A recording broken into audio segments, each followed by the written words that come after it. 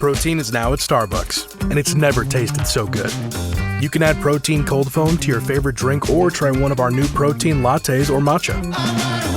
Try it today at Starbucks. 5 a.m., I'm up with a crisp Celsius energy drink. Running 12 miles today. Grab a green juice, quick change, and head to work. Meetings, workshops. One more Celsius, no slowing down. Working late, but obviously still meeting the girls for a little dancing. Celsius. Live, fit, go. Grab a cold, refreshing Celsius at your local retailer or locate now at Celsius.com. They say you should learn something new every day. Like how you should only drink Jägermeister at 0 degrees Fahrenheit, ice cold. Like those frozen cavemen they find, which makes you wonder, what would a caveman think of Jägermeister? Well, if you served it warm, he'd probably throw it in your face, say, "Unga boonga," and storm off. And nobody wants that. So drink it cold or not at all. Jägermeister. Damn, that's cold. Drink responsibly. Jägermeister liqueur, 35% alcohol by volume, imported by Mast Jägermeister, U.S., White Plains, New York. Join us on tonight's wrap, where Collier Keywood has finally said he's leaving. We've lost about 80 million scrum halves out in South Africa, and 3 of us get to preview European knockouts. Enjoy.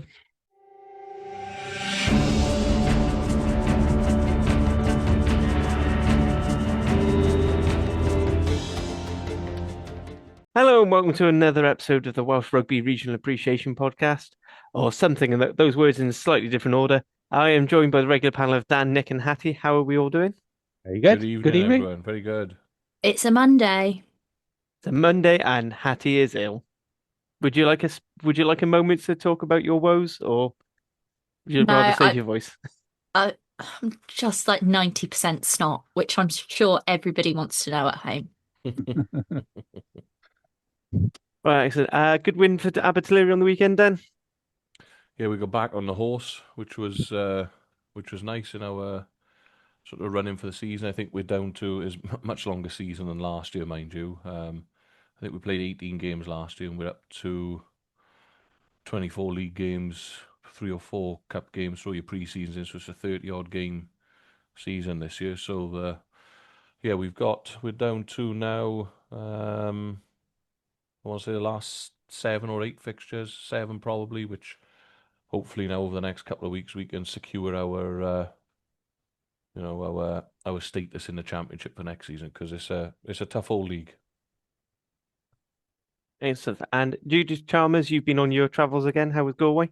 Yeah, very good, very good. Wet on Sunday, but we had the one dry day of their calendar year on Saturday, so you couldn't complain too much about the weather. Well, we'll get into more about Saturday in a bit. First of all, Nick, what's on the news desk? Okay, quite a lot actually. We go back to just after we recorded the start on Tuesday, and the WRU announced that Ashley Beck has been appointed the Wales interim coach for the forthcoming Six Nations, and also I think it was the following day, Steve Salvin has been appointed as the interim forwards coach. Obviously, I think probably people know a little bit about Ashley Beck's background, but Salvin has been seconded from a similar role, or no, he's head coach, sorry, I think in Exeter Chiefs, to take up his position with Wales. And soon afterwards, it was announced that the Women's Wales Six Nations squad was shared. And I'll let Tati top up, but I think there's quite a few changes to the team or the squad that were in the last competition. Yeah, it's massive changes. Let me get up just so I did do all the maths and all the ins and outs. But if we compare it to the World Cup squad, we've got 9 uncapped players. 25 of our players are playing in the Celtic Challenge, or played in the Celtic Challenge, which is 66%, versus the World Cup squad, which was 17 of them. There was 52%. There was 1 uncapped player in that World Cup squad, so I think Bronwyn Metcalf's got like 1 cap. So really, you're looking at like a lot of very, very new players. If we compare it to last year's Six Nations squad, there were no uncapped players. 14 were playing in the Celtic Challenge. So huge gains on the Celtic Challenge side. so much new blood in terms of Ellen Jones, Stella Orrin in the front row, got Georgia Iono in the back row, Kendall Wardby, who I think if you have only really got any experience with the Celtic Challenge and not with the PWR, she plays at Loughborough Lightning, which is where I have my season ticket, so I know her quite well. She can play hooker and she can also play in the back row. She's really, really versatile. It'll be interesting to see where she ends up playing for Wales because she can do both. Then three new centres, Jenna De Vera, Savannah Picton-Powell and Kelsey Webster. Jenna has been in and out of squads for a really long time. She's had a lot of injury problems. She was Wales under-20s captain for a number of years. She was Scarlet's women's captain during the last lot, and she was also the under-18s captain at one point. And then in the back three, we've got Nikita Prothero, who can play on the wing or at fullback, and Seren Singleton, who can play on the wing. She can also play at 9 as well. So huge changes there. We do have 3 returning players, which is Natalia John, who was out through injury, Alicia Joyce, who was out with a pregnancy, and then Sian Jones, who had just been dropped for the World Cup. We're missing Al Cal and Nell Metcalf due to injury. Kath Richards, Megan Davis, Abby Fleming, and Abby Constable have all been dropped, and then Karen Lake is retired. So couple of big drops, couple of interesting ones, but it's really, really good to see that it's not just on name recognition anymore. That's something that used to happen a lot with the Wales women's squad, is that you'd have somebody who's just constantly in the squad, so they're picked up, even if they're not necessarily playing regular rugby. And then you'd hear, well, we want players who are playing regular rugby. And I was like, well, this person hasn't played in 8 months, so this is ridiculous. But this is actually, apart from Alicia Joyce, who you could argue, she's played 1 game because of the pregnancy, everybody else has been playing regular rugby of some description, whether that be PWR or the Celtic Challenge. Okay, going on to the men's game. Former Wales and British Lion fullback Liam Williams, at 34, has announced his retirement. Obviously, had an awful lot of injuries in the last 3 or 4 years, but probably just confirming what we already thought there.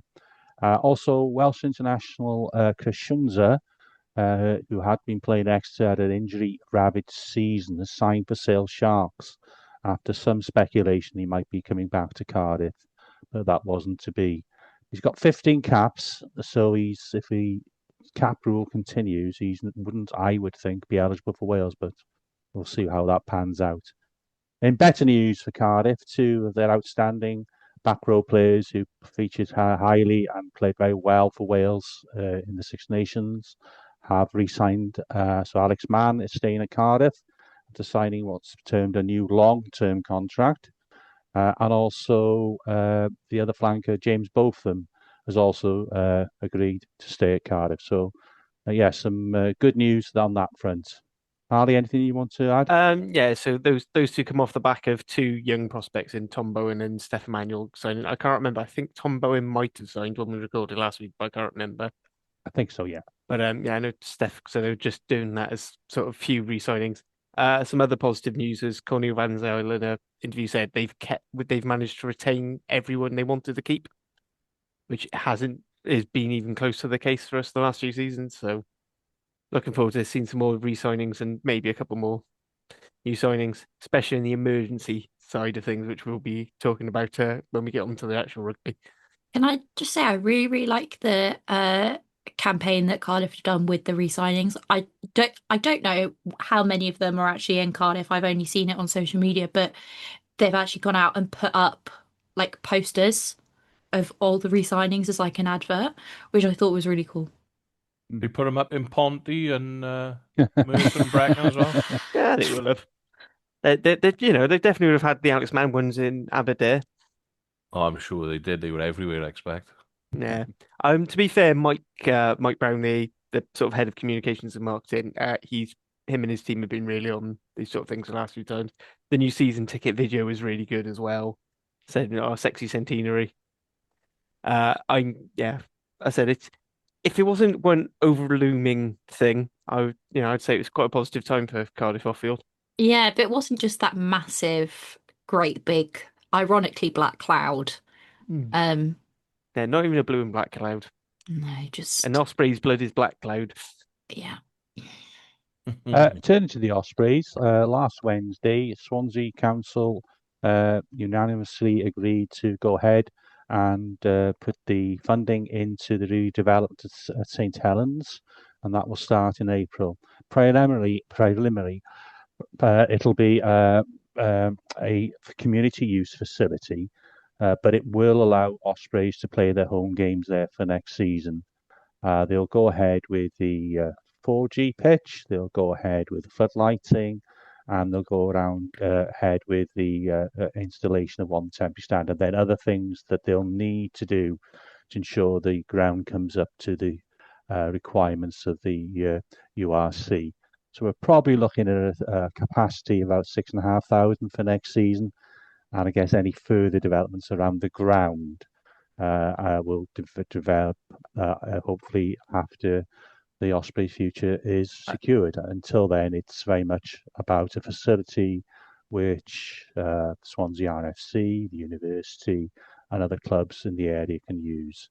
If you want to know more about that, myself and Rob Stewart and Grant we had an interview last Thursday, and you can access that through the RAP channel. And it was interesting to hear Rob Stewart's commitment really to developing this, and it certainly puts the Ospreys, I feel, in a stronger position than we were this time last week. So yeah, so some good news at last after what's been a difficult few months for Ospreys and Osprey fans. I think, irrespective of the rugby situation, I think it's a good investment to do anyway. I drove past St Helens probably 2 or 3 weekends ago. My boy heading down to do a 10-mile walk along the coastal path on the go to raise some money for his tour to Treviso with the rest of his little playing mates there, and it did look a bit run down. Mm-hmm. It did look as though and it's a famous old facility.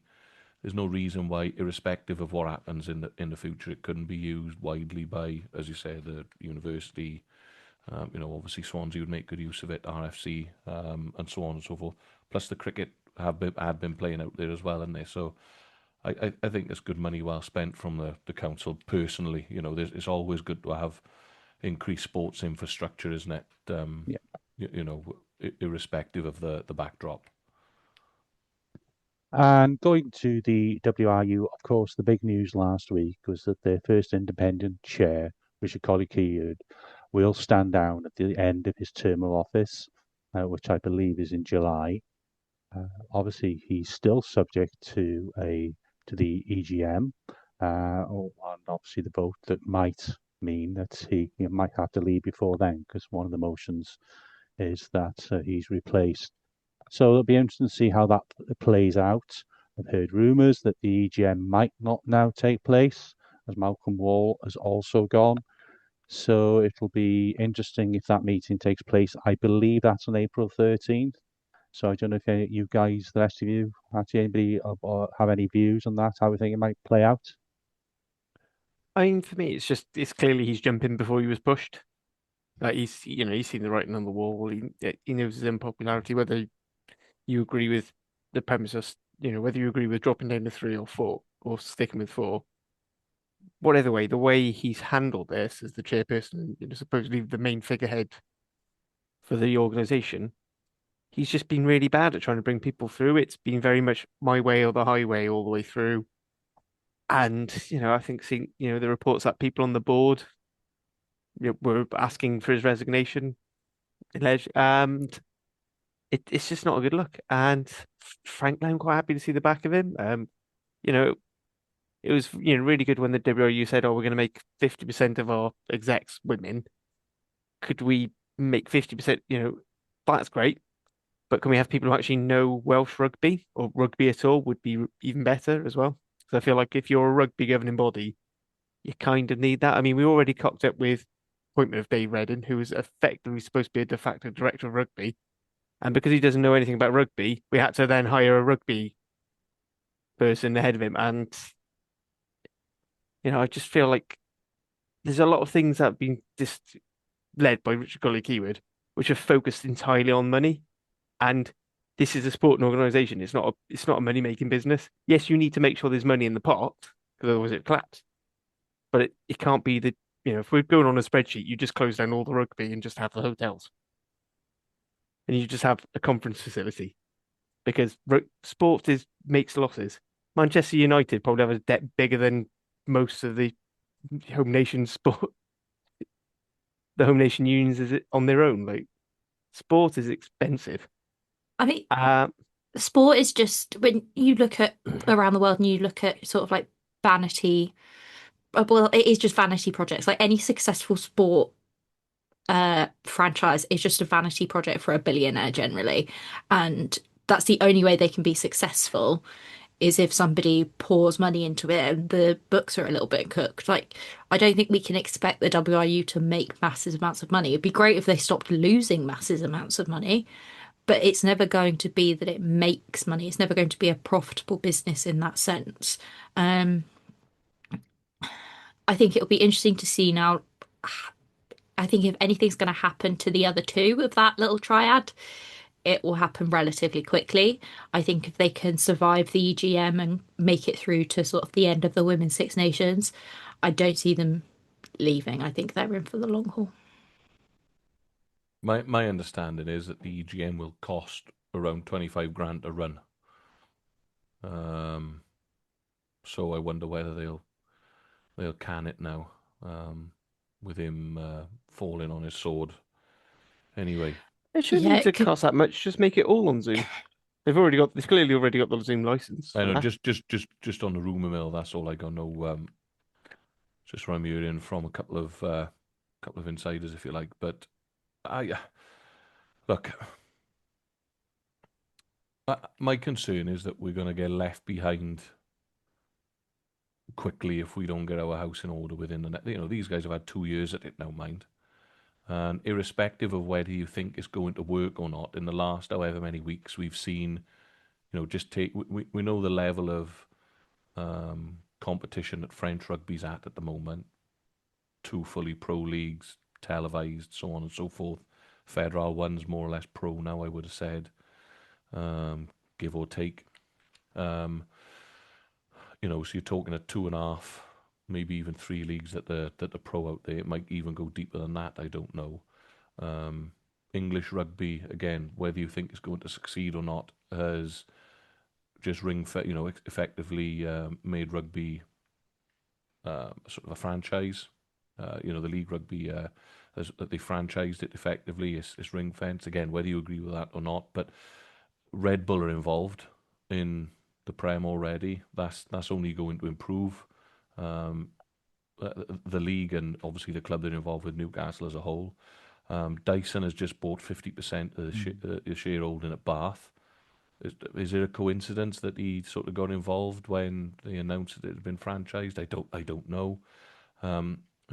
Eddie Hearn has just stuck his nose into rugby as well. Again, with signing Henry Pollock to his talent agency, whether you like him or not, irrespective of that, the fact of the matter is he's going to improve the eyes on rugby.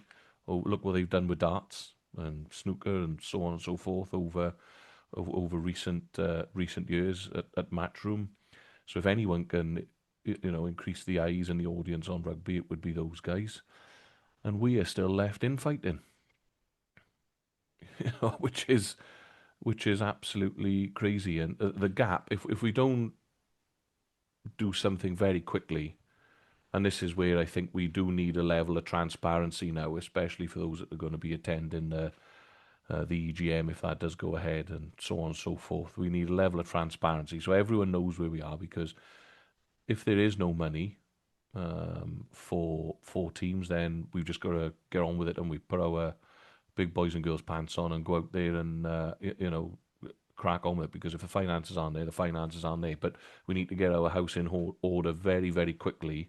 Otherwise, everyone else is going to be looking in the rearview mirror whilst we're still scratching around in front of a few thousand people at stadiums and don't know whether we got playing squads at regions or pro clubs, whatever you want to call them, next season, and our national team languishing down around the tier 2 teams in national rugby. We've got to try and jump back on this on the train now, haven't we? Before it, after we've derailed, and I'm really concerned that we're going to get left behind.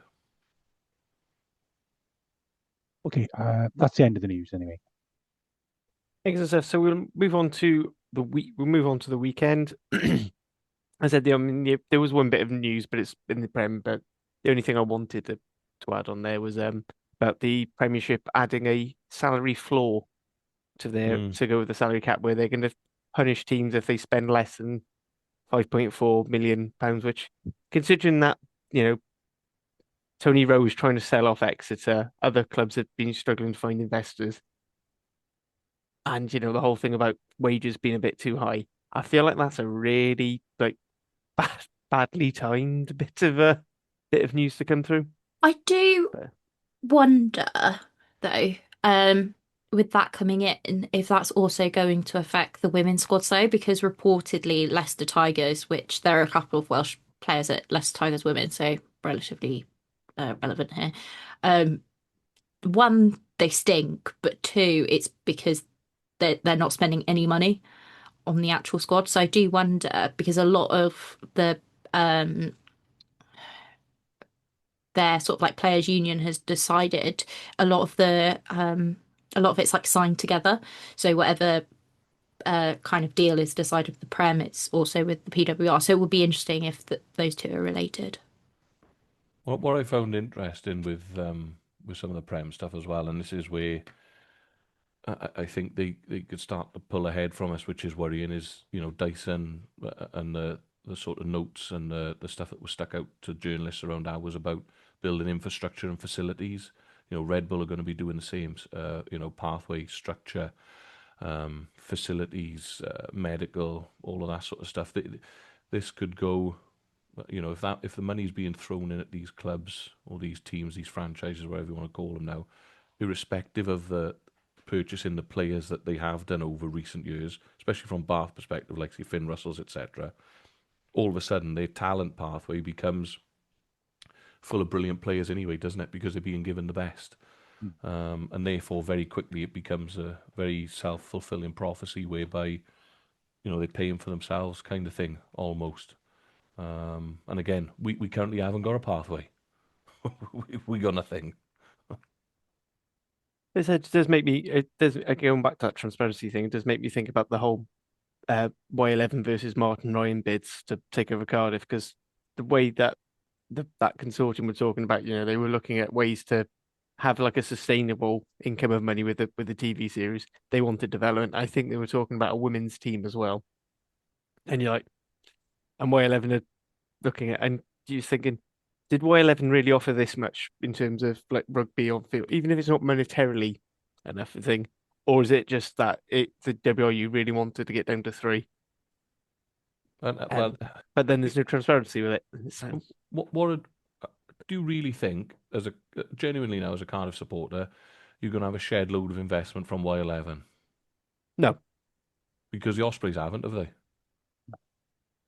I'm pretty sure a lot of that money came from the minority guy who's been there for Rob something or another. Not please. Also, is there anyone in Swansea not called Rob?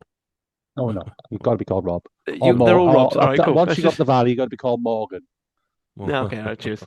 Just so, because I was there thinking, like, everyone who seems involved with this Swansea thing is a Robson. Because I just think, when you look at it, you're going to have someone owning a club again, or team, whatever you want to call it. And there's limited investment coming in. Like, surely there's got to be. We're going to get so left behind. This is worrying in terms of infrastructure and stuff like that. You're going to have all these other clubs in sort of England or France that they'll be building these mega facilities for training and academy and education and nutrition and medical and all this other stuff. And Cardiff are going to still be training under the stand. It's just crazy in there. When you think about it, it's absolutely crazy. Let's talk about actual rugby, because let's go. Because otherwise we could keep moaning about this forever. So we'll start off. I just wanted to avoid talking about. God, do you remember when Cardiff beat the Sharks 35-0 in Durban? This did not happen on the weekend. So on Friday night, well, Friday afternoon, really, it was barely a lunchtime friendly fixture. It certainly wasn't a normal working day friendly fixture. Sharks beat Cardiff 21-15, 21-12 up at halftime. We won the second half, as Lee was always fond of saying when he was on the pod. Mostly good game. I thought there's lots of things. I think the problem that we've seen since the autumn is still carrying through, where we're not finishing off these chances. Mason Grady scored two very nice tries, and had one absolutely fantastic tackle on Andre Stays. And I don't know if you guys saw it, but it's like it was one of those dump tackles where it's just on the limit of being a tip tackle, but just absolutely. If it wasn't for the fact he'd already got the ball away, it would have been perfect. But I thought we played pretty well. We kicked well. I said last passing go. I mean, the big killer for us was our line out just absolutely imploded, and no set piece, no win. Scrum went all right until Oxenchair came on. But I mean, I still put him up as one of the best loose heads in the world. So you kind of expect that. I mean, there's not a huge amount to say on the game, really. I think the important thing is we got a bonus point and we denied them getting the full 5 points, which sort of gives us a little bit more breathing room. Although it is getting very, very tight in that sort of bottom half of the top 8. Didn't have any Look, thoughts? it's a tough place to go, isn't it? And you look at some of the firepower that the South Africans have got coming back into the squads. They time it very well, don't they?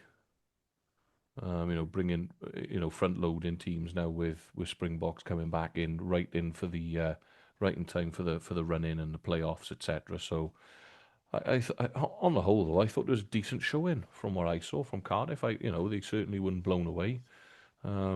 It's never easy going away to South Africa, is it? As everyone can attest to, no matter what, whether you're Scottish, Irish, Italian, or Welsh. So I thought it was a good showing, and you're right. I think that not allowing that extra point may be vital for you due to the when the end of the season comes in terms of play. I still think Cardiff are a shoe in for the playoffs. So.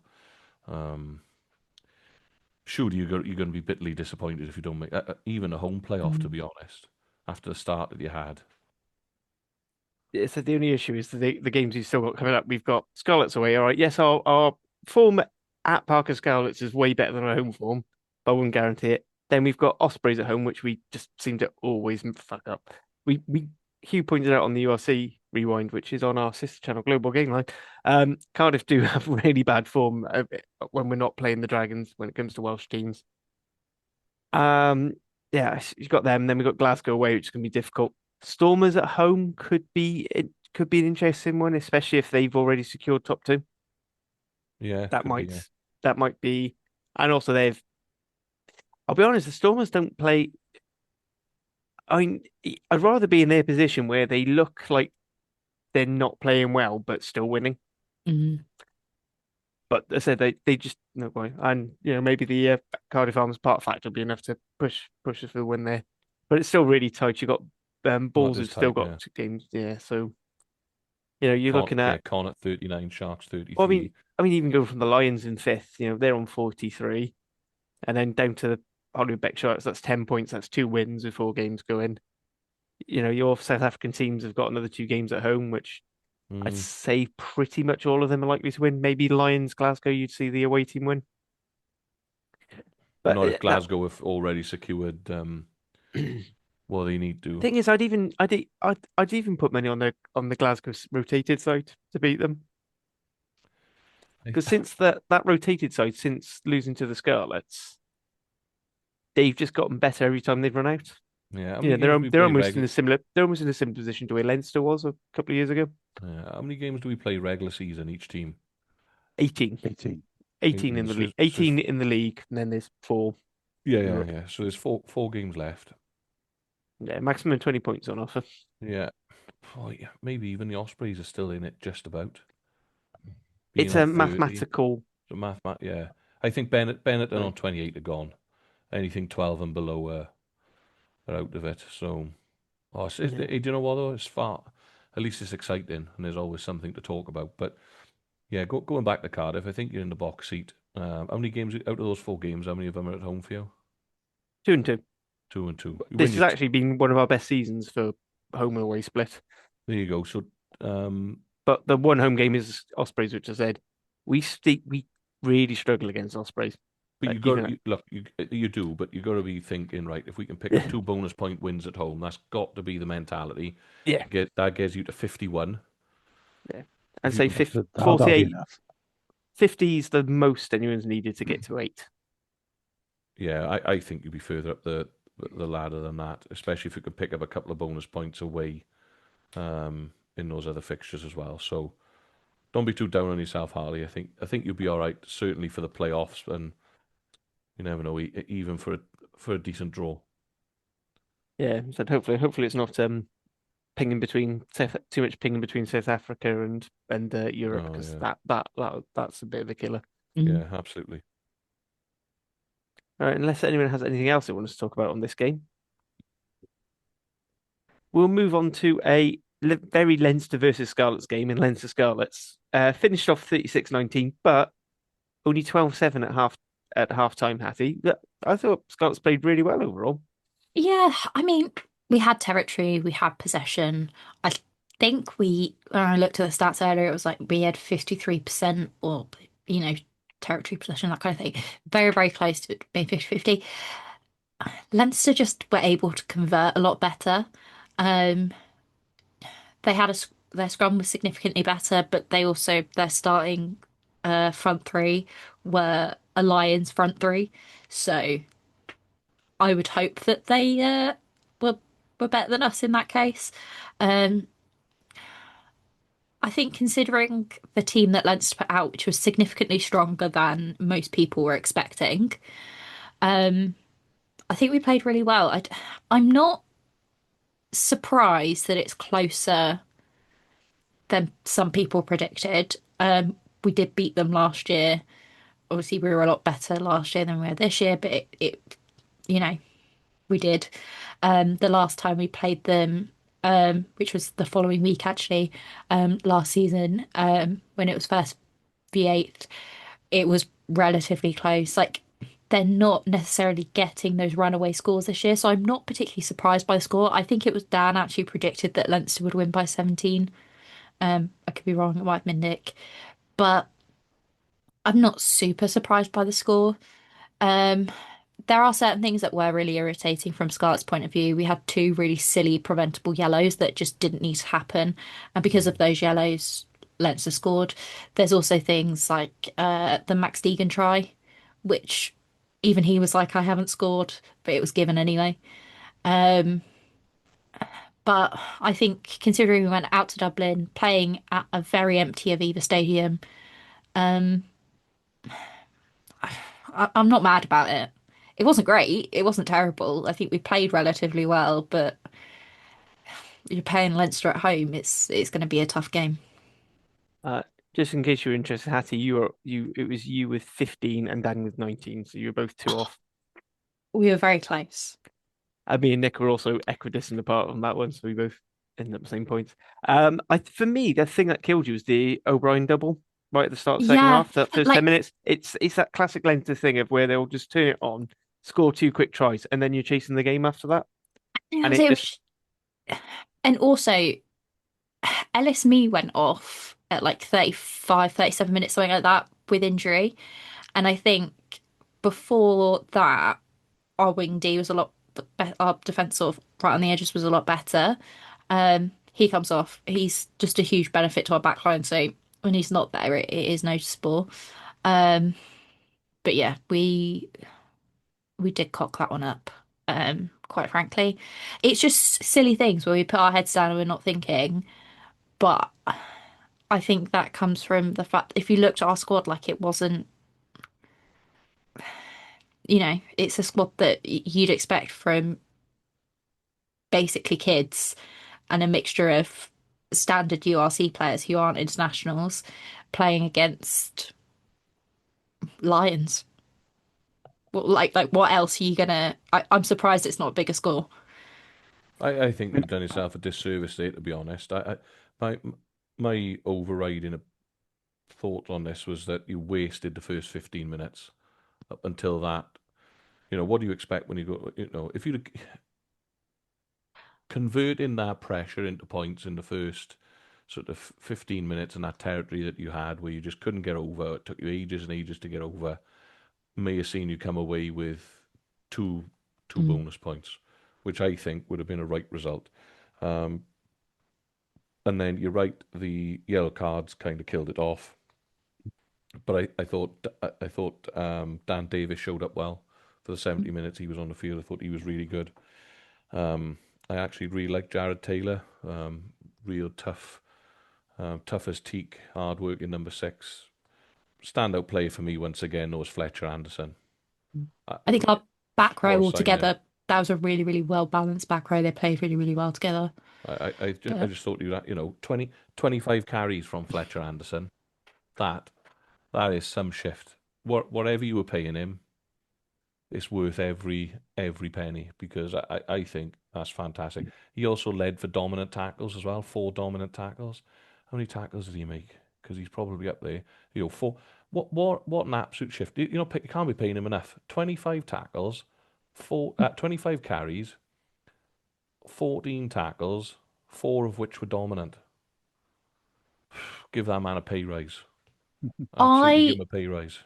Could be wrong, but what does worry me is that I think he's only on a 1-year contract. Oh, you got to pay him. Get the big bucks out and pay him now, because he's absolutely worth it. Tie up if you lose him We're season, screwed. It'll be a Callum Mahoney incident again. You need to go all out to keep him. That output from someone. He's got a complete disregard for his own health and safety. I thought he was fantastic.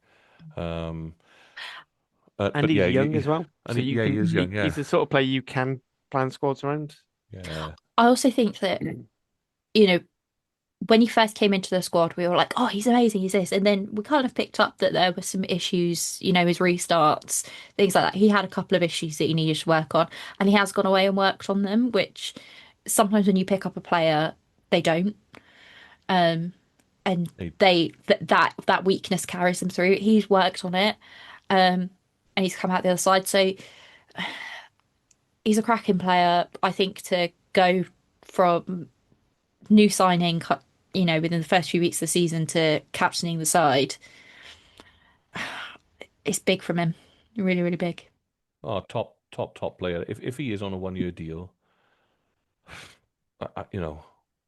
give him a house Dragons in are looking Llanelli. for some strengthening in the back. Hands off. We've signed one. Hands off. We signed one. Yeah. What's the guy's name? Hang on, I'll tell you now, because I got it written down somewhere. Everyone's been moaning about it. Terrell Pieta. Is that the guy that played in the MLR? Yeah. Apparently, but no, I think and he's played since he's arrived. When did he arrive? I want to say it was like 2 games into the season or something. Like it was a really weird timing, or like he signed and then he It'd be didn't after actually. after the season New Zealand finished. Right. So his first game actually was the win against Glasgow. Right. Yeah. He played 69 minutes. He has played 80 minutes ever since in every fixture. You get the club credit card out, buy him a house in Llanelli. It's nice this time of year, apparently.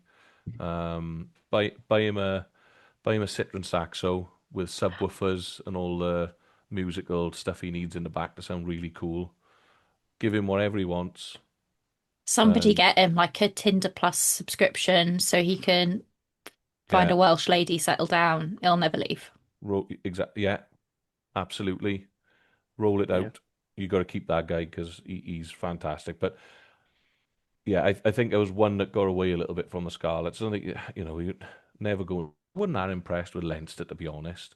Seemed a little bit root flat from them at times, but they obviously had enough in the tank, especially playing at home. I say home at the Aviva. Yeah, I thought there was 2 points lost there from the Scarlets from what I watched on Friday evening anyway. Yeah, I think we just. Oh, sorry, Nick. I thought Joe Hawkins a bit ISO. I didn't see an awful lot when I saw the main. Where had his best game at 10. Yeah. He played. He's had a lot of stick, mainly for Scarlet fans actually. But I thought he controlled the game, what I Yeah. could see, quite well. Um, and just the other thing about for the optics, sometimes with some of these stadiums, you've got to remember they have very big stadiums. I think there were 15,000 there on Friday night, which for Welsh teams, we'd be rubbing our hands if we get Mm. 15,000 for a home game. Was And it also, actually well, 15,000? that's what's published. We can only go on what's Uh, published. It's the same for anything else. And similar in South Africa, those are really big yeah. stadiums. I know the Lions get crap gates, and there's maybe some reasons for that as well. But I think there was 11,000 on for the Mm. Sharks in a 50,000 stadium. I think Stormers, I looked, I think about 17, 18,000 for their home game. So they look they are half empty because they're such big stadiums, but they're still decent crowds. Mm. Yeah, I think I agree with it's that. the one thing I would say is that obviously, yeah, like 15,000. I think my issue with it is that what they could have done is like say that you can only sit in like this stand on this level, so that was full, but instead it was like the whole bottom tier was open, so everyone was really spread out. So it looks like there's about four people there, and the Aviva isn't exactly known for being loud when it's full, so it was a bit quiet. It's also apparently very cold. Very Yeah. cold, and some unusual combinations, food offerings. Why, But why was we have, it? Why was it the Aviva and not the RDS then? Does anyone know? Yeah, I these think The the developing. RDS has RDS is been, being redone, but I think it's finished now. They've just Leinster keep playing their games at the Aviva. and then still get to call it a neutral venue for Champions Cup knockouts, which really annoys me. Oh yeah, it Yeah. takes a piss. That does. Make him take it all the way to make him take him all the way to Galway. Yeah, absolutely. Yeah, anyway, that was all the Friday night games. So we move on to Saturday, where amongst the 6 to 8 hours of rugby slot that we had, they decided to put both the next two games on at effectively the same time with a 15-minute gap. I'm going to go in the order of the one that I ended up watching because Premier Sports sort of only lets you watch one at a time, really, effectively. So I'm going to go to Lions 42, Dragons 26. Now, I thoroughly enjoyed this game. I don't know if you agreed with it, Dan. You got your try bonus point. I thought for most of the game you were doing really well, despite losing both your scrum halves. Now I know Cardiff lost two scrum halves, but at least we lost one in each game. You seem to be losing. You ended up with poor Jack Lloyd, who is a 10 and never played scrum half at 9 to finish the game. Yeah, and look, let's get the good stuff out of the way first. Yeah, 42-26. Was I there or thereabouts for that in terms of prediction? I got to be honest. If you'd give, I'd have took 40 odd 26. I think at the start, especially again, the performance was much improved from the Dragons. A couple of years ago or last season, it would have been 60 odd, wouldn't it? But we were in the lead at one point as well. And the fact that we managed to pick up a bonus point meant that the trip to, I was just disappointed they didn't get one last week as well. But the trip to South Africa wasn't a complete and utter waste of everybody's time because they managed to get something out of it in the end, which is a testament to them. I thought Angus went okay again at 10. Clearly shows that he's a good footballer. He can cover 10 and 15 for us. Rio Dyer scored a couple of good tries. A crossfield kick, the kick pass into Dyer was the accuracy of it was fantastic, and the catch to dot it down was superb. I thought the Nyron Owen and Anisi's partnership showed up well again. And Nyron Owen's actually a really good 12. And he's a bit tougher. I think he bangs above his weight a little bit more as well. So he was good for us. It was nice to have. How good was Wainwright? That bust at the back of the seam from a defensive line out. Just a shame that we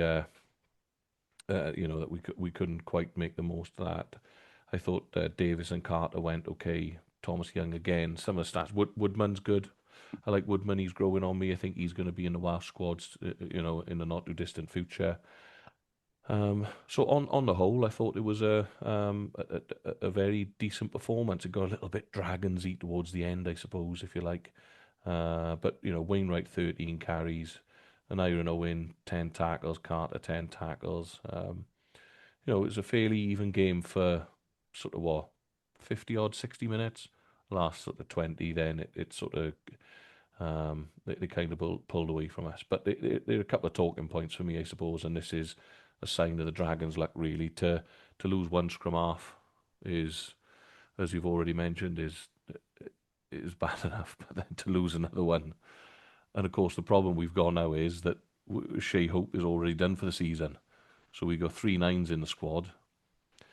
We're looking down into the SRC or into the academy now, aren't we? To sort of to bring a couple in, really, because if they're all long term, then we're going to have to bring in 2 or 3 9s. So I don't know how the club's going to cope with that over the coming weeks, especially going to Paris next week. And they were rubbish on the weekend when they Stade Francais. So watch this space on that. And the other area we've got a problem is tight head prop. That's the main concern. No set piece, no win in our case. No scrum, no win. We are down to our 4th choice tight head in Chrissy Coleman. And who did we bring off the bench? Young Owain James, who struggled as well. I thought Jordan Morris struggled when he came on. It's not the first time Morris has struggled this season in a Dragon shirt. And I don't know where we go from here. We need Dylan Lewis back sharpish, I would have thought, because we've lost Hunt until next season. Sibo we lost through injury, as we spoke about last week, and has now gone off and signed for Sale Sharks in the interim because he was only on a short-term deal. We lost Dylan Lewis to his... I didn't even know tight head props had calves, to be honest, but he tore a calf and has yet to come back, although he has been named in the European Cup squad. Sorry to interrupt, Dan, but he posted a TikTok of him doing his rehab, and he seemed to be doing a lot, and he was out running and whatever. So, and look, I would have thought playing at altitude, if you got muscle problems at the moment, and playing in that level of heat's probably not good for you. So it was probably a good idea not to risk him. But we've got, and I don't know how we fix the tight head issue, if I'm honest, in the short term between now and the end of the season. I've seen all sorts of stuff online. The club needs to go and get a full-time scrummaging coach, and I'm telling you now, you can't polish a turd, to coin a phrase. And I'm not slagging Chrissy Coleman off here, he's a Welsh international, right? But if he can't do it now at 27, 28 at this level, he had all last summer working with the Welsh. Was he in the autumn squad as well? He wasn't named in the autumn squad, I think. Wasn't he the Wales autumn squad? I don't think so. I think it was just Japan, wasn't it? It was just. But my point being, unless he did the South Africa game, he may have done. But the point being is, he's had time working with the national coaches as well. And the boys we're bringing off the bench are just recent under-20 graduates, aren't they? They should be nowhere near it really for now, unless they're outstanding. So you can have you can bring in the best. You can bring in Cron from New Zealand and Australia if you want to be Dragon scrum coach for the next 4, 5, 6 weeks. It ain't gonna get much better. I don't know. The only way I think we'd be able to fix it in the short term maybe is you got to play your best scrummaging. Do you play your best scrummaging hooker every week from the very start in order to help so he can shift across and help the tight head out a little bit? Maybe that'll shore up the scrum. I don't know.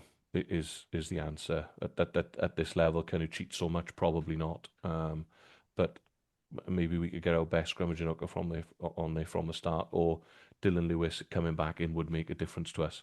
But then you end up losing, because a couple of times the scrum got absolutely pulverised, didn't it? Absolutely pulverised. So how do you deal with that? I don't know. I'm open to suggestions. More heft. I don't know. I mean, the scrummaging coach, all right, maybe won't help Chris Coleman, but it might help with those younger guys and get them up to a level. I mean, I know Jamie Yeah, was mentioned on the Dragon's Lair, but was it Olivier Azam, former French prop?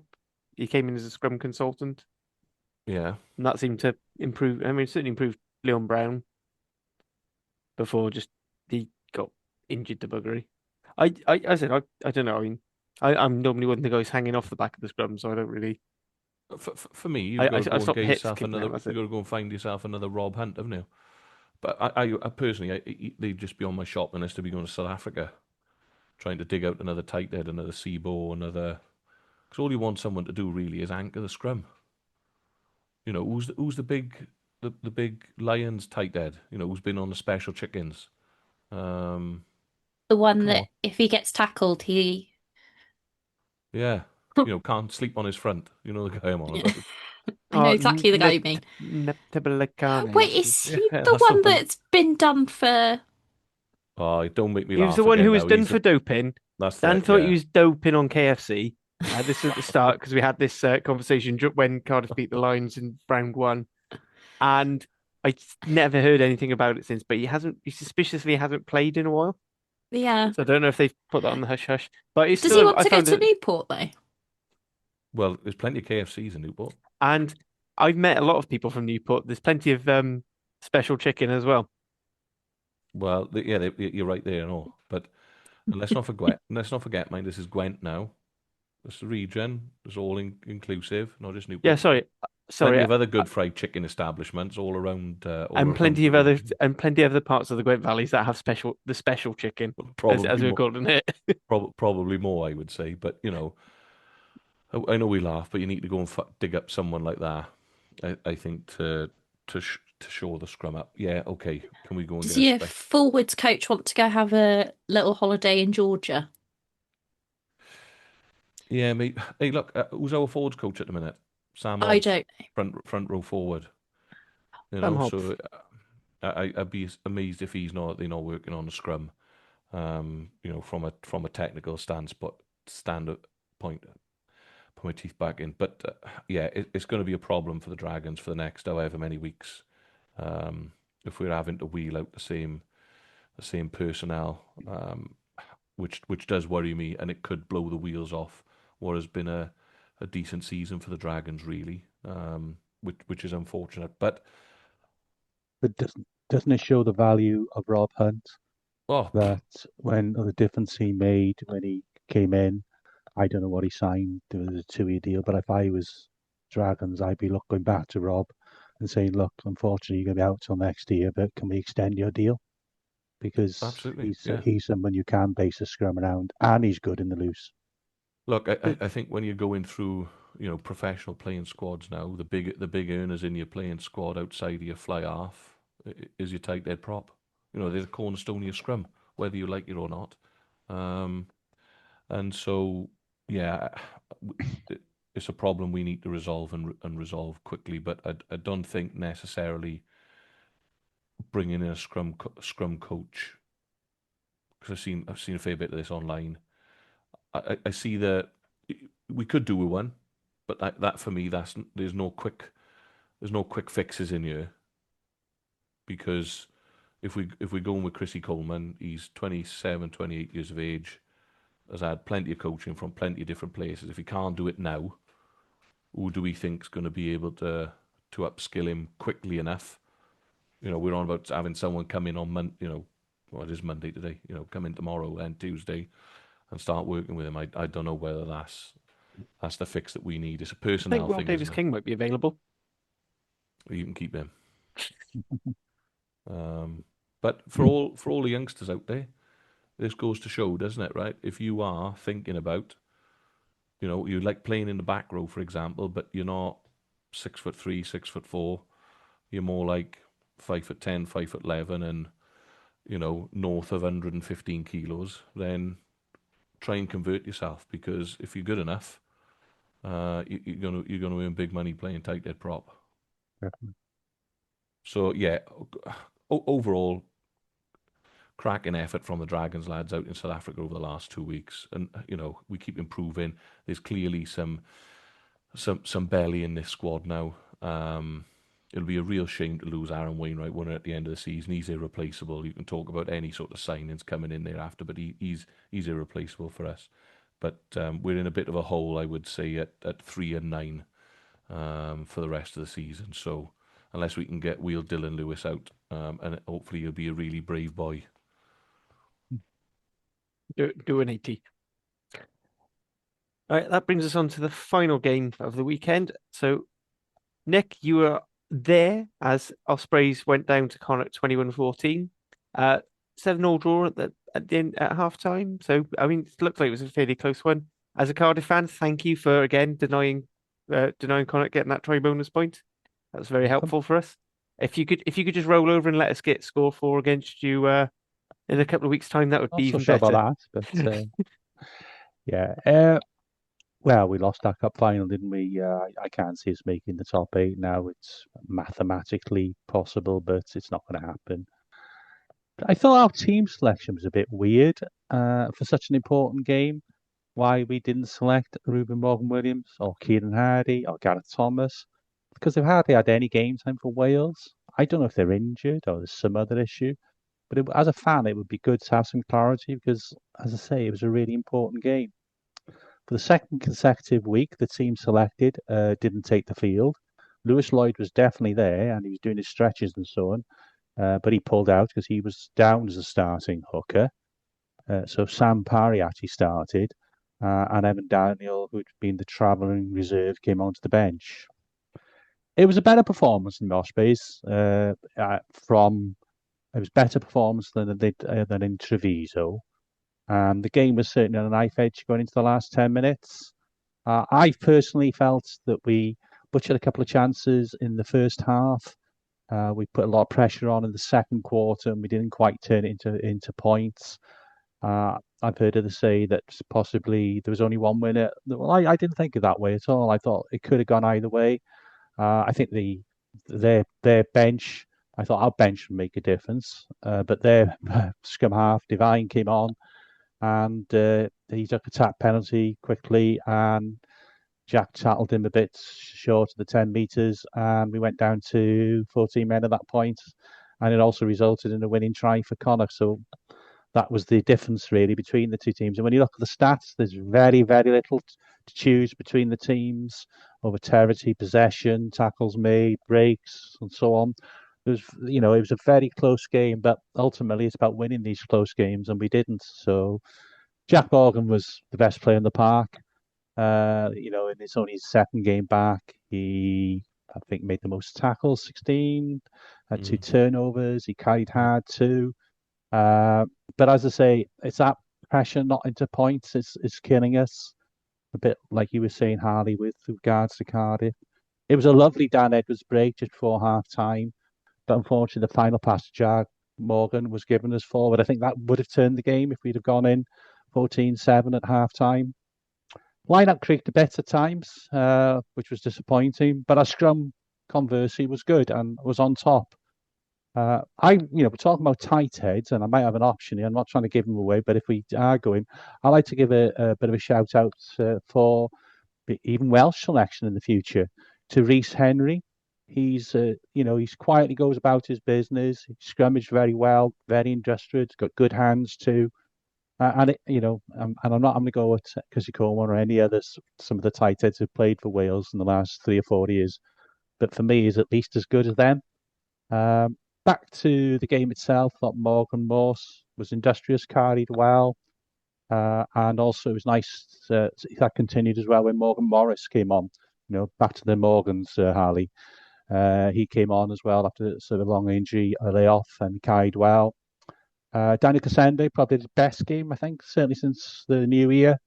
And I'd like to also say our now veteran winger, Luke Morgan, I think he's 34 next birthday, had a really good game because he hasn't featured for a long time. Ryan Combia came in last week and didn't have a great game, but Luke Morgan was excellent.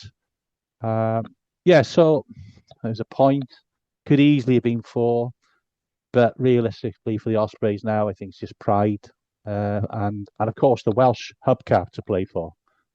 And also congratulations to Harry Williams, who came off the bench only for the last 2 minutes at scrum half, but that's his official Osprey debut.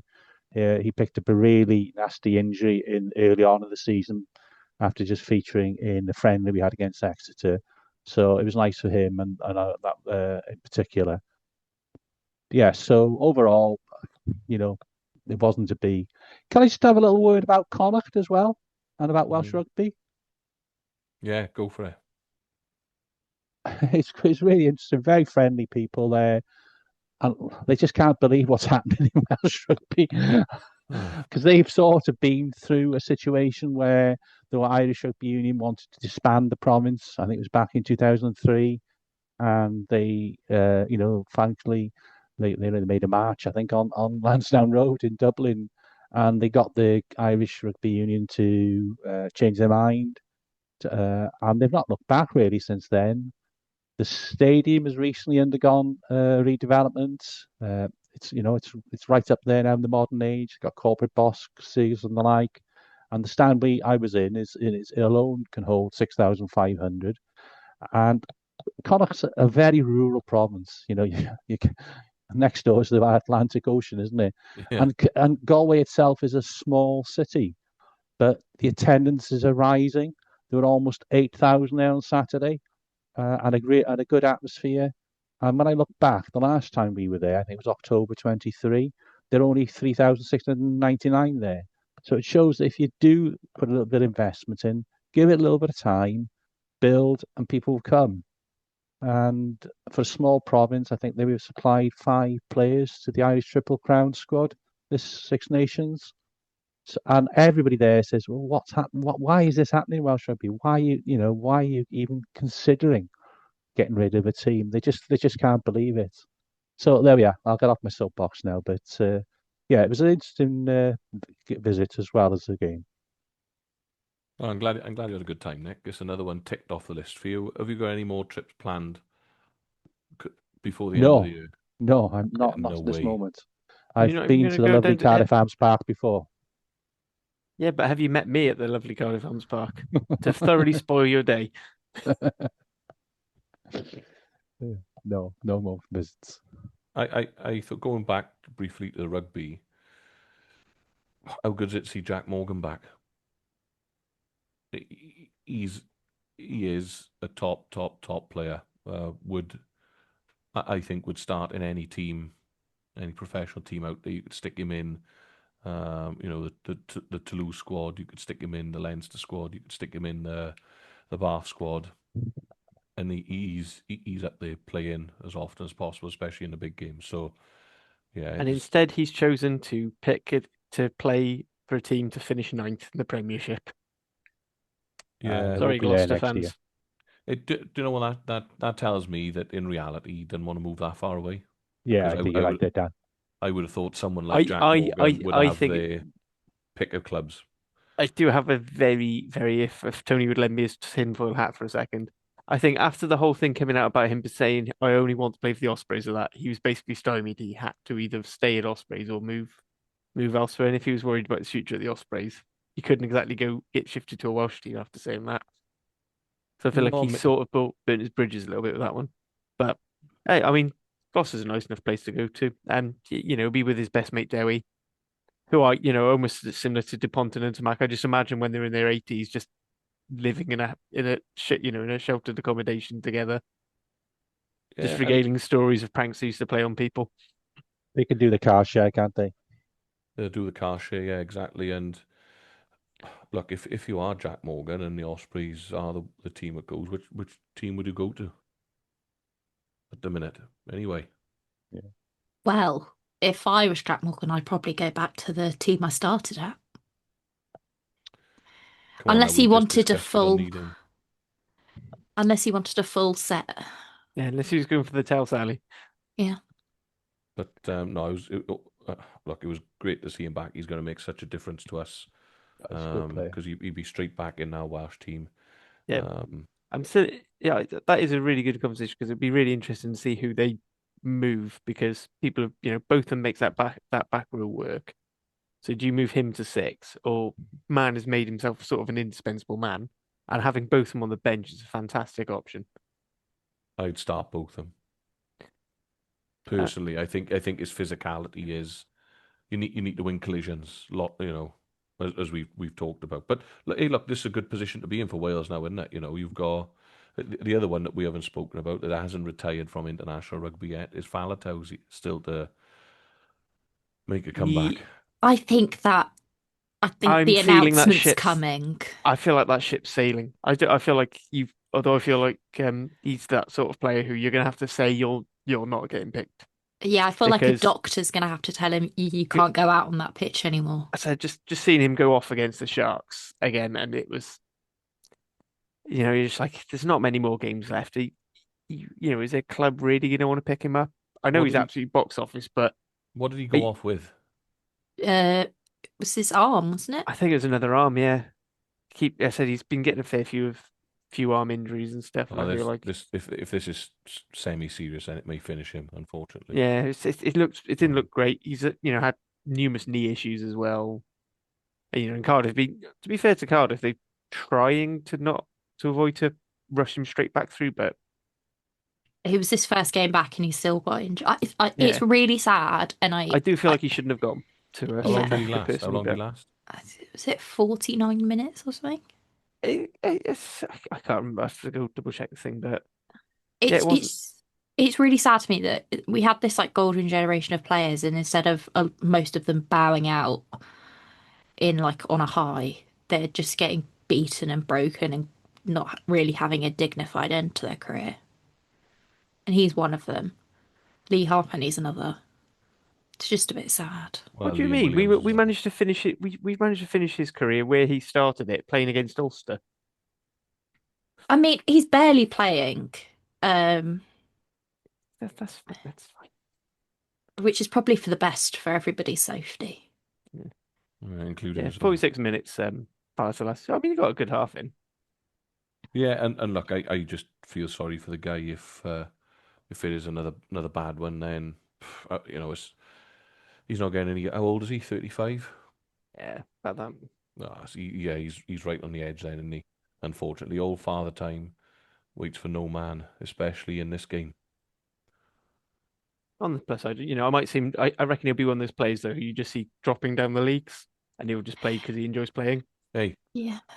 look great in green. And I was about to say, I mean, I think he's obliged. He has to at least play a game for Ebervale first. Yeah. He has to play for Ebervale at some point. But I mean, why not Absalary after that? Why not? Why not? We'll take him. Hey, We'll take he him. can migrate forward. Below all help you of plot in next year's budget, like the kitchen budget, on getting Faletau. Yeah, but then the boys won't be able to have sausage surprise them, will they, on Saturdays after the game? Come Well, on. no, that'll be the surprise. There's no sausage. Got Faletau instead. Just beans and chips. Yeah. So just right. So that's the weekend. So state of play with two very important tables now. So the first one is the URC, which you're not too worried about. So Cardiff are in sixth place on 41 points with eight wins out of 14. Then we drop down to 11th for the Ospreys, which is on 30 points with 5 wins, 2 draws out of 14. Then we have Scarlets and Dragons are tied, both on 21, with Scarlets in 14th, Dragons 15th, by virtue of Scarlets having won more games. So they've won 4, drawn 1. Dragons have won 2, drawn 3. And that's just the second type. That's the tiebreaker after points, set number of wins. And then the only table that Nick actually cares about, the Prediction League. And Nick, you'll be surprised, you're still in the lead. So you're on 123 points. Then it's Dan on 114. I'm catching trailing. him up. I'm catching Judith up. It's getting there. It's within 9. It's within 10 for the first time in a while. It's got to get I'm on 100 tactical now. I've got to give one less and one more than Dan every week. From now on, Nick will be the first one to give predictions. Oh, Absolutely. Then it's me on 110, and then Hattie miles behind on 109. Do you know, it's my fault I keep backing the boys and they're just... I'm having a weird thing with Cardiff where I'm either thinking they're too shit or not shit enough. Does this week's European fixtures count? No, we haven't done it. Maybe from next season if we want to implement it. And Okay, all right. I don't have a game. I can have a rogue. Oh, you won't. I can have a No, rogue you can still pick. You prediction. still have games to pick, though. Yeah, it's Dragons by 70 then. Right, before we get into the European previews, just to remind that if you are enjoying what you're listening to, ramblings and all sorts, give the pod a like, a comment, subscribe, share it with your friends. Feel free to also check out the feeder pods, so Carver Central, Dragon's Lair, Saucepans and Sidesteps, the Ospreys Eerie. We've also got the Welsh Language pod and SRC pod on this channel. Over on our sister channel, Global Game Line, we've got Irish pod, South African pod, the URC Rewind, Women's Rugby Treehouse, which is starting to record, and now we're getting close to the Women's Six Nations, which I haven't got done too much women's rugby this week, but as next week is the week before the tournament, hoping to do a big proper preview for that. And there were some other Scrum of the Earth on there. Hugh does his top 14 digest if you want a little bit of news in the top 14. And there was another one I've forgotten. I think it's Wall Street Journal, the USA pod. That's it for now, although Lee is always plotting for more. So if there's a podcast you want to do, rugby based, send us an email or DM on the socials, and Lee will definitely be up and running because he wants his media empire. And don't forget then, if you are watching on YouTube, merch at the bottom. And that's all my contractual obligations. I will be getting my bonus of exactly £0 and 0 pence. And with that, now we'll do European preview. So we've, as Dan's mentioned, we've had a bit of squad updates for Europe, but it's a bit wishy-washy. Anyone can drop it in now. It's not as strict as it used to be. Ospreys have Jack Morgan, Harry Houston, and Ben Roberts added to their roster. Dragons have Elliot D, Dylan Lewis, and James Jumbo Benjamin. And then Cardiff have the now injured Talupi Faletau. This sort of news is beforehand. Teddy Williams, which suggests he's close to a return, as is Ed Byrne and Ellis Bevan. No one joined to the Scarlets, don't know why. Sorry, Hattie. Charlie, do you know what? We're going to be nice and fresh when the URC returns. Well, by all counts, because we've got no players left, we're throwing a change side at Benison anyway. So that's fine. So we'll go. Speaking of that, we'll go into predictions, and I'm going to go rogue, and I'm going to do it in reverse order this week. Sunday at 12:30, and this is on EPCR TV Rugby. Even in the knockouts, Premier Sports cannot be asked broadcasting all 16 games of Champions and Challenge Cup, which is annoying because even TNT used to do the round of 16 games. So you're going away to start. So on the plus side, there should be some lovely kits on show. Dan, how do you think this one's going to go? Well, considering last week, Stade Francais beat Clermont at home 64-20. The week before that, they went away to Toulon and won 46-27. The week prior to that, they beat Perpignan 42-21 and only just lost 13-9 to Toulouse. You know, probably Dragons by 60 or 70, I would have thought. I can see Stade throwing this. I look. This is where, if the tombola comes out, it's going to get nasty. What do you do if you're the Dragons now? A genuine question. Now we got very little chance of winning. I would have said out in Stade, or it would be some upset if we did. However, there's an opportunity to keep playing. Putting combinations together. Maybe we could see Paye and Nisi have a go, or give an Iron Owen another go with Nisi outside of him. An opportunity to bring Tinas back in. Obviously, we're going to have to give depend on the severity of the injuries, of course. Bring a number 9 in. So it would give us an option to keep the sort of performance feel good factor going. If we could go out to I think that's to answer your question. I think that's what I do, because like as you say, it's very unlikely the Dragons or any of us would go to Stade Francais and at this time of season and win. Mm-hmm. So if you lose, you have got a week before you go back to URC. Obviously, and you can always pick up a bad injury in training, can't you? So So I would say, go as strong as you can and try and get a performance and try and score a few tries and fire a few bullets. Hey, and look, do you know what? If we go out there and lose 40 odd, 50 odd, 20 odd, as we did again out in South Africa and the performance is good, we score 4, then I think everyone would be happy with that. And Nick, do you know why?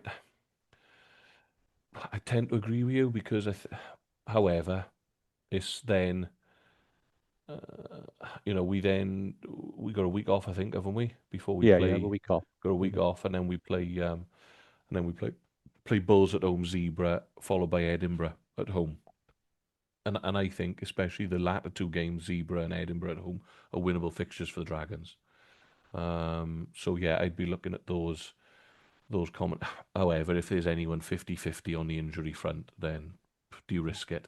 And this is where those squad sizes sort of come into it. So Tia's damned, I think, if he does, and damned if he doesn't, because if we go sort of with the best that we've got available, and have a good go at it, but we lose another 1 or 2 through injury, then it's a sucker punch for the coming games. However, if we send out a much changed team, then it could have equally as a badder effect, because we could ship 70, and that's the reality of it, isn't it? That's where we've been in terms of squad quality at the moment. So I don't know. I can't see us winning. I suppose a lot of it as well will depend on what Stade Francais do, whether they want to progress in the competition or not. I got to be honest. I'd be amazed if we get a Stade Francais first/second team. It's going to be a much rotated squad, I would have thought. And a thing for you as well, your next opponent's the Bulls. They're away to Glasgow this week in the Champions Cup. There you So go. that could be so they might be taking their tour inside up and ready to do a 2-weeker. Absolutely. All right, moving on next. So Saturday evening game. So Ospreys are off to Ravenhill. I don't know who the title sponsor is anymore. It's called, though. But it's Ravenshill. What's That's it. Yeah. It always makes me think of Alfalfa from Of Mice and Men. All right, now I'm just trying to remember GCSE English. Thanks for that, Hattie. You're welcome. So away to Ulster, familiar opposition. Nick? Yeah, Ulster have been flying high. tough game. They've had a very good season, Ulster, haven't they? I know they lost to Connacht the week before, but a much improved season for for Ulster. They're likely certainly to finish top 8, possibly even top 4. Given what I said about our selection for last week, is it because we're holding back for this week? Do you know, any of you know, is there more money to be gained by getting further in the European competition? I know if you have an extra home game, it's going to increase the money, but I'm just thinking prize money. Why would you target this rather than the top 8, for instance, if that's what we've done? There's a couple of things. One is it's just a shorter route to silverware. 2, you get a gate share for the knockout rounds. It's not it's not equitable. I think it's like 80-20 to the home team. And obviously, if you win the Challenge Cup, you go into I get you get Champions Cup, and then that's the carrot. There is that you go into Champions Cup next year, and then because you've got those 2 home games in Champions Cup, you get a larger share of the TV revenue. Although it doesn't really work in Wales because the WRU take all the money and then give it out. Right. Anyway, I would hope that we go as strong as possible. So I would expect Derby to be back. Obviously, Jack came out was fine from Saturday, so those two in themselves will have an impact. We've got plenty of depth at second row. And then I'm hoping there's no serious injuries to our 2 Welsh scrum halves. They were just having a rest this week, and maybe Gareth Thomas might come in this week. But Steph Thomas actually has done well this year. He's quietly gone on with his business. So if we have our strongest team and play well, we'll still lose, but we won't lose by many. But it's a very tough place to go, but you never know. Yeah, and then just a bit of broadcast news. This one is Premier Sport or S4C, whichever one takes your fancy there. I imagine for most listeners it'll be S4C. Then we move on to our final game, which is the first game up. Cardiff again, another URC clash. Cardiff go away to Benetton, so we beat Benetton earlier this year. just after the festive derbies. I imagine they're going to be quite heavily loaded. All accounts say that we're going to be going very short-staffed for this one because injuries to Faletau, McNally, uh, George Knott, Johan Mulder, and Aled Davis are all out. And then there were a couple of others we got. So I think Jacob Beetham, but I don't know how serious his injury was. And there was another, and I've forgotten who that is. So we're probably going to be quite shy off a full team. So by the time of it, Cornel Van Zyl is just saying, should we focus on the leagues, lad, and let's give everyone a couple of weeks to recover. So I don't think we will. That said, Benetton have been one of those weird teams where they're playing much less than the sum of their parts. And I think, even with the change team, there's a chance we go. The only problem for me is if we have no second rows, then we're going to really struggle because that when as well as Oxenchair coming on in that Sharks game, it also timed with McNally going off and having Alan Lawrence playing a lot of time at second row, which he did when he first came through as a player, but he's still not really. He's an effective 8 because of his size at 8, but he's not so effective in the second row because he's quite small in that comparison. I'm not too asked. If we had a fully loaded thing and maybe had a few more points on the URC log, I'd be tempted to say give it a crack, but we've won the Challenge Cup twice. We're the most successful Welsh team in Europe. Sorry, that's just there's a pause there just so all the League Ospreys is your fans bread can and start butter. having a go. League is your bread and butter, Ali, as well, Yeah, I mean you get the same amount of money for finishing 16th as you do first, so Yeah, exactly. So why fucking bother? Yeah, I just don't think it's right. Hattie, I know you haven't got a horse in this race, but any overriding thoughts over those 3 games? I would say Benetton weirdly have been really strong in Europe this year, whereas in the URC they've been really up and down. So although I do think that it's the most if I had to look at all the teams on paper and pick which game would be a Welsh win, I would say that game. The way that Benetton have played in Europe has been significantly better than their URC form, so it could be interesting. I think the Dragons are pretty fucked. Here we go. Sorry, Dan. I apologise. I think you're pretty screwed. The Ospreys, I think if they want to go for it and put a good team out, it could be interesting. But I also think that Ulster are gonna want to get into the final as much as possible. I think they're one of the strongest teams in the Challenge Cup. So yeah, it could be the end of the remaining 3 Welsh teams in Europe. Wow, Which, and there's a downer. And after all the nice things I said about the Scarlets as well at the start. well, hang on, I'm going to bring in the positive. I can bring it up. If all 3 of us are knocked out, we have more time to talk about Wales women next week. My favourite topic. So I'm quite stoked for that. And how the fixtures, yet another tournament where the fixtures seem actively conspiring against Wales. Let's have our best rivalry first. And then the must-win game last. But also, it's the must-win game, but also the game that nobody really wants to go and watch in person. Yeah. Anyway, we will hear these grievances and more next week. So just quickly, we just do a quick. Do we think which teams are going to win? We won't do by how many because I'm not marking it down on the sheet for this one. Dan, do you just want to quickly go through Benton Cardiff, Ulster Ospreys, and Star Dragons? Okay, so I think Benetton are going to win. I'm pretty sure after they played the Dragons in Europe.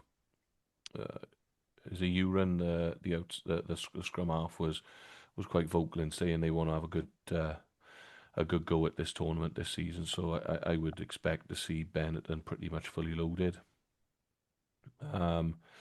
So I don't know, Benetton by 7. Ospreys go away to Ulster. Yeah. Ulster by Yeah. 12. And just because Hattie's tried to drive the boot into the Dragons, I'm going to say the Dragons by 48. Chrissy Coleman's going to win 6 scrum penalties. And we're going to sail into the next round of the Challenge Cup. And, Fletcher Anderson can sign for the Dragons in the summer.